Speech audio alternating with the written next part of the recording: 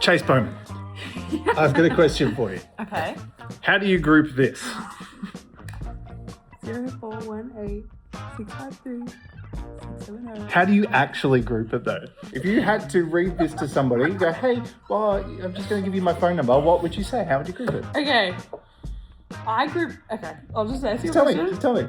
041-865-3670. You want me to explain why I do that? That's gross. We're going to talk about phone numbers. We're going to talk about this. One thing I really like about memory and its mnemonic devices. Trust me, that's a real word, mnemonic. Like Johnny Mnemonic. Hit me.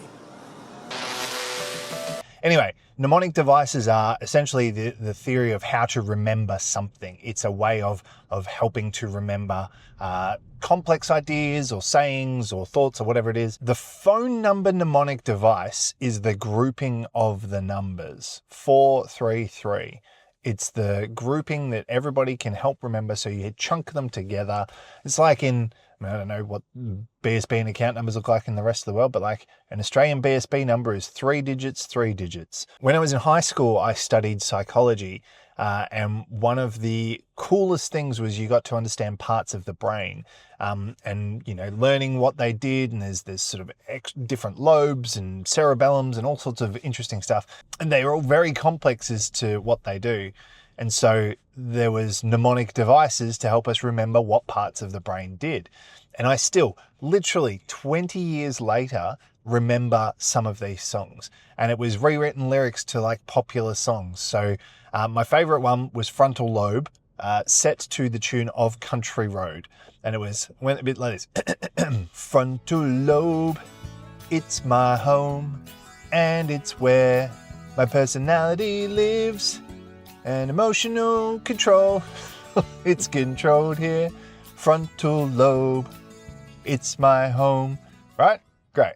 The other one was Wernicke's area, which was, I can't remember what it was for, but it was, Wernicke, you're so fine, you're in my mind. Wernicke.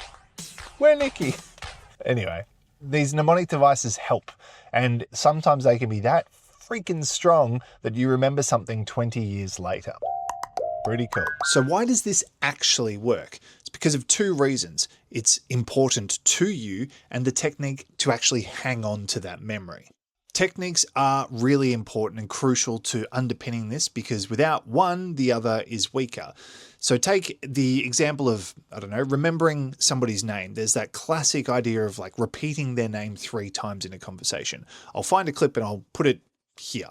The moment someone introduces themselves to you, immediately say their name. So the moment they introduce themselves to you, so Ben, say, hey, my name's Ben. Say, oh, Ben, so good to meet you. Ben, question for you. What's brought you here? It's a deliberate technique to cement the connection. That way you're connecting these two ideas. Phone number groupings, as we've demonstrated, help people remember things unless you're an absolutely crazy person. But I reckon if you pause this video right now and had to think about what your childhood home phone number was.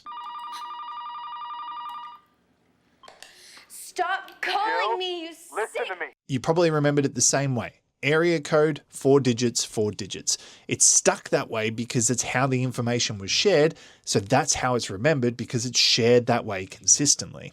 Also, I don't know if you can hear this, but my dog's fast asleep and snoring. Hey, Parker. Sorry, buddy.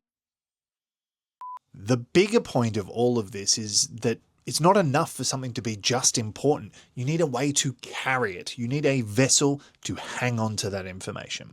I'm in the business of communication. Every video I make, whether it's for this channel, my own stuff, for clients, other projects, needs to be remembered by that audience. This is not abstract on me. It needs to be acted upon and recalled. So I'm always thinking, how are people going to remember this? What makes it stick? That's the job. Mnemonic devices are just formalized versions of what good communication does anyway. Creates a travel pathway between two ideas that's easy to traverse. We often joke here as a team about Matt's mind palace. It's basically throw it in there, connections will get made. And it's where I basically store everything over the last 15 years of running this business. job numbers, clients, client names, shoot details, that person that I met at that cafe once and got introduced to. All of this just lives in my mind palace. So if somebody came across you at an event, networking, or in their feed through content, what makes you stick? What makes you memorable? What makes you become a fixture inside the mind palace of that person? How do you become the linchpin, the person they think of when the need arises? You see, people don't really remember your price or your gear or your reel. They remember how it made them feel. And that feeling, that's the thing we're talking about here. So don't try and be memorable, try and be real. The people that resonate with that will encode it in their own little way, put it in their mind palace. The others, well, they weren't your people anyway. We recently made a big Wizard of Oz parody and made a video about how we did everything from start to finish. And in order for that moment to feel memorable, it needs to play into that moment in time that everybody shares. It was real to them in that moment. That's not accidental. That is a engineered memory. It's on purpose. When we're talking about personal brand and producing your own content, we talk about 3 pillars of strategy, aura, and vibes. And it's the 3 different elements of what makes you you that somebody can latch onto. Strategic, and it's important. So ultimately, this is all about cracking your audience open and creating a memory inside of them that's so hard to ignore. You're there when the time is right to reach out and say hi. Also, big thanks to Chase for being a good sport about this.